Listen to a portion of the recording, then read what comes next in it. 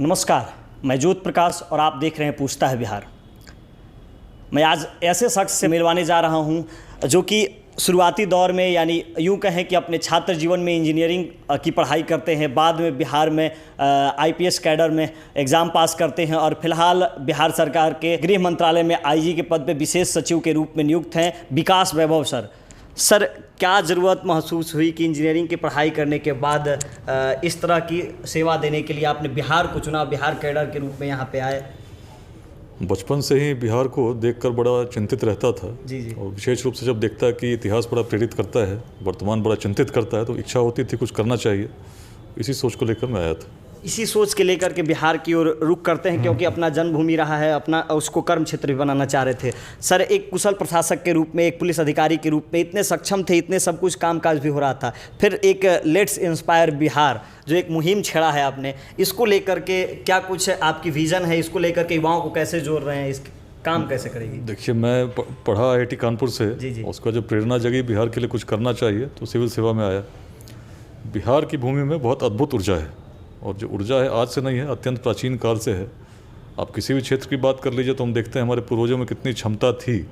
इतनी क्षमता थी कि उस समय जब न मार्ग थे, न प्रौद्योगिकी थी, न सूचना तंत्र विकसित था, इतने सक्षम थे कि पूरे भारत को अखंड भारत के रूप में एकत्रित कर पाए थे, और बहुत अच्छे से इसी पाटलिपुत्र से उसका शासन संचालित होता था।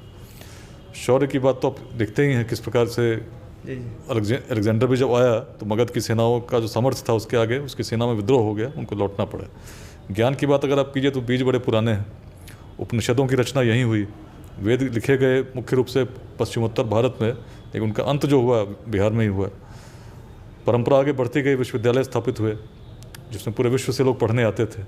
आज यदि आप देखें बच्चों की पढ़ाई कैसे चल रही है, हमारे छात्र किस तरफ भटक रहे हैं, तो कहीं ना कहीं मन में एक बड़ी चिंता उत्पन्न होती है। लेकिन चिंता करने से किसी विषय का समाधान तो होगा नहीं। चिंतन करना होगा क्या चाहिए, क्या कमी रह गई। आखिर जब पूर्वज वही थे, इतने यशस्वी थे, तो उन्हीं के हम वंशज हैं। तो हम में आज क्या कमी है, ऐसे क्या गुण थे हमारे पूर्वजों में जो आज हम नहीं कर रहे। उस पर चिंतन यदि हम करेंगे तो हम पाएंगे कि ऊर्जा लगभग वही है, लेकिन ऊर्जा का जो उपयोग है हम गलत दिशाओं में कर रहे हैं। हम छोटे छोटे चीज़ों में उलझ गए हैं, छोटे छोटे वादों में उलझ गए हैं, जैसे जातिवाद, संप्रदायवाद, लिंग भेद इत्यादि में, और उस पर अपनी पूरी ऊर्जा उसमें लगा रहे हैं। यदि उसको संघर्ष छोड़कर हम सहयोग की भावना विकसित करें, आपस में प्रयास करें, जो सक्षम है उनकी मदद करें जो वंचित है, और मिलजुल कर एक उसी ऊर्जा का सदुपयोग करते हुए अगर हम आगे बढ़ेंगे, निश्चित ही अपने भविष्य को उज्ज्वल हम कर सकेंगे। सर, आपने इतिहास की बात की, जो आप लगातार जो लेखों में आप उल्लेख उसको करते रहते हैं, उसको लेकर के प्रेरणा लेकर के वर्तमान और भविष्य को सुधारने की बात करते हैं। उसमें एक 3 E's को आपने जोड़ा है, शिक्षा और समता और उद्यमिता। उसको लेकर के क्या कुछ? देखिए, बिहार में जहाँ मैं रहा तो इतिहास से तो सदैव प्रेरित रहा ही हूँ।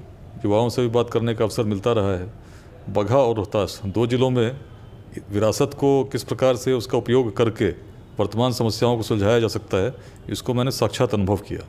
मुझे अब लगता है कि बिहार के सभी जिलों में इतनी प्रेरणा विद्यमान है, इतने अद्भुत विरासत हैं जो प्रेरित करने की क्षमता रखते हैं कि यदि हमारे युवा उनसे जुड़ें और थोड़ी सी प्रेरणा इस प्रकार से लें कि केवल ये नहीं सोचें कि अपना लाभ क्या होगा, समाज को क्या आंशिक दान ही दे सकते हैं जब स्वयं स्थापित हो जाएं, तो मिलकर हम कर पाएंगे। बिहार में जो कमियाँ हैं उससे मुख्य रूप से हमें लगा कि इसमें जब काम करना चाहिए तो हमें शिक्षा में सुधार किस प्रकार हो, लोग किस प्रकार अध्ययन करें ज्ञान अर्जन के लिए, केवल इसलिए नहीं कि परीक्षाएं पास करनी है या कोई डिग्री लेनी हो, लेकिन वास्तविक ज्ञान यदि होगा तो आप स्वयं सिद्ध करेंगे ही।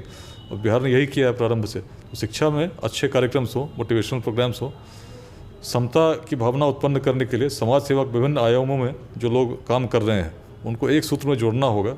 और जो लोग आज समाज सेवा तो कर रहे हैं पर संसाधन की उसमें बहुत कमी महसूस करते हैं, उसमें जो ऐसे लोग हैं जो सक्षम हैं, जो बिहार के आज बाहर रहते हैं, विदेशों में रहते हैं, उन्हीं के ज़िलों में, उनको यदि हम जोड़ सके तो निश्चित ही उनको और सशक्त हम कर पाएंगे। और समाज के अलग अलग वर्गों को जो सक्षम है उनका निश्चित रूप से उनके माध्यम से जो वंचित हैं उनके बीच में जो गैप है उसको कम करने का प्रयास कर पाएंगे। एक और गैप की बात करें तो आपने एक यूट्यूब चैनल भी बना रखा है जिसके लिए आपको गुरुजी भी बच्चे कहने लगे हैं, सिविल सेवा की जो तैयारी करते हैं उसको लेकर के आप वहाँ पे टिप्स भी देते रहते हैं, मोटिवेशनल आपके थॉट भी आते रहते हैं। वैसे बच्चे जो सुदूर इलाके से आते हैं, ग्रामीण क्षेत्र से आते हैं, उनके लिए कौन सा ऐसा संदेश देना चाहेंगे कि इस कोरोना काल में भी वो अपनी तैयारी को जारी रखें, किस तरह से? देखिए, जीवन में सबसे पहले तो सपना बड़ा देखना चाहिए। आपके अंदर सामर्थ्य की कोई कमी नहीं है। कोई व्यक्ति यदि सोचता है कि मेरे में सामर्थ्य नहीं है कुछ करने का, तो उसके मन की सीमा मात्र है। वो सीमा को लांघिए, अच्छा सोचिए, लेकिन एक बार आपने सोच लिया, निश्चित कर लिया आपका लक्ष्य क्या है, स्पष्टता के साथ कर लिया, तो धैर्य के साथ आपको परिश्रम करना होगा। परिश्रम करेंगे, सारे लक्ष्य निश्चित रूप से आप प्राप्त करेंगे, लेकिन धैर्य चाहिए होगा, दृढ़ निश्चय चाहिए होगा। करेंगे, आप निश्चित सफल होंगे। और इसी बिहार की भूमि ने देखा है किस प्रकार परिश्रम करने पर कभी जो विद्वान थे अष्टावक्र, बिल्कुल उनको गुरु भी नहीं थे, लेकिन किस प्रकार उन्होंने उस समय सबसे बड़े विद्वान को पराजित किया था। वो तो पुराने उपनिषदों की बात है। अनेक उदाहरण है किस प्रकार पूरे तिब्बत ने सोना इकट्ठा किया था और विक्रमशिला से आचार्यों को बुलाया था, किस प्रकार नालंदा में पढ़ाई होती थी। बहुत सारे ऐसे प्रेरक उदाहरण हैं, प्रेरक प्रसंग हैं, जिनको आज भी हम जानेंगे तो वो प्रेरणा जगेगी और इच्छा होगी कि हम भी कुछ करें, अपने बिहार के लिए कुछ करें, कुछ ऐसा करें कि जिससे वर्तमान जो परिस्थिति में द्वंद्व दिखता है समाप्त हो और जिस पूर्व विरासत पर हम गर्व करते हैं उससे अच्छा भविष्य हम निर्मित कर सकें। सर, गर्व तो हमारा पुराना इतिहास के कारण रहा ही है। एक और अहम सवाल इसमें जुड़ जाता है। कुछ लोग कहते हैं कि आजकल के युवा वर्ग का एनर्जी जो है सोशल मीडिया पे ज़्यादातर समय खर्च कर रहे हैं, तो इन चीज़ों से बचना चाहिए या इसको सकारात्मक दिशा में मोड़ने की ज़रूरत है? बिल्कुल, आपने प्रश्न का स्वयं उत्तर दे दिया। कोई भी चीज़ से बच क्या सकते हैं, आपको देखना होगा कोई भी चीज़ आपको करना क्या है। आप जिस चीज़ का भी जीवन में कोई भी द्वंद्व होगा, आप यदि निर्णय लें कुछ करने का, उसके अपने परिणाम होंगे। सोशल मीडिया भी एक माध्यम है लोगों को जोड़ने का, लेकिन उसमें आप क्या उसका उपयोग करना, किस प्रकार से करना चाहते हैं, तो आपके ऊपर है। यदि आप चाहेंगे तो बहुत अच्छे बड़े वैज्ञानिकों के भाषण भी आपको मिल जाते हैं, जी। बड़े अच्छे दार्शनिकों के विचार मिल जाते हैं, आपके भी आलेख मिल जाते हैं, वो भी मिल जाते हैं। तो किस प्रकार से आप उसका उपयोग करते हैं तो आपके ऊपर है। लेकिन उसका उपयोग यदि आप किसी ऐसे चीज़ों को देखने में करें जिसका कोई उपयोग नहीं हो, तो उसका क्या लाभ होगा। तो आप देखिए आपका लक्ष्य क्या है जीवन का, और लक्ष्य के हिसाब से आपको किस प्रकार से उपयोग करना चाहिए। लक्ष्य आपके ध्यान में रहेगा तो गलत उपयोग नहीं करेंगे। क्योंकि सर लेट्स इंस्पायर बिहार की बात हो रही है, तो मेरे जैसे हज़ारों ऐसे युवा होंगे जो बिहार में यूँ सोच करके पढ़ाई शुरू करते हैं कि मुझे सरकारी नौकरी ले लेना है, लेकिन आप इसके इतर युवाओं को एक संदेश देते रहते हैं कि उद्यमिता के पीछे, औद्योगिक क्रांति के पीछे या स्टार्टअप के पीछे भी भागने की ज़रूरत है। सरकारी नौकरी में बुराई नहीं है, लेकिन सरकारी नौकरी इतनी नहीं है कि आप सबको सरकारी नौकरी उस तरह से दे सकते हैं। भावना ये होनी चाहिए कि हम सरकारी नौकरी करते हैं, उसके लिए परीक्षाएँ दें, लेकिन वो अंत नहीं है। और ऊर्जा इतनी है, अलग हर व्यक्ति को ईश्वर ने अलग अलग बनाया, सबके डीएनए अलग अलग है। तो अपनी क्षमताओं को जानें और क्षमताओं के हिसाब से यदि अच्छा व्यवसाय, अच्छा उद्यम, अच्छा उद्योग आप स्थापित करने की क्षमता रखते हैं तो क्यों पीछे रुकें। हमारे पूर्वजों ने तो कर दिखाया, ऐसी प्रेरणा जागृत की कि अनेक देश हमारे शहरों के नाम से जाने गए। उदाहरण विद्यमान है, चंपा के नाम पर वियतनाम 1000 वर्षों तक जाना गया। तो कुछ ऐसा क्यों न करें। ऊर्जा तो वही है, ऊर्जा को समझने की ज़रूरत है, अपनी क्षमता में विश्वास करने की ज़रूरत है। और अगर कुछ उदाहरण आज भी हैं जो अच्छे इसी परिस्थिति में अच्छे उद्यमी बने हैं, उद्यमिता की भावना ने अच्छे उद्योगों को स्थापित करने का उन्हें अवसर प्रदान किया है और उन्होंने किया है, तो क्यों ना उसे सीखें और कुछ प्रयोग करें, प्रयास करें।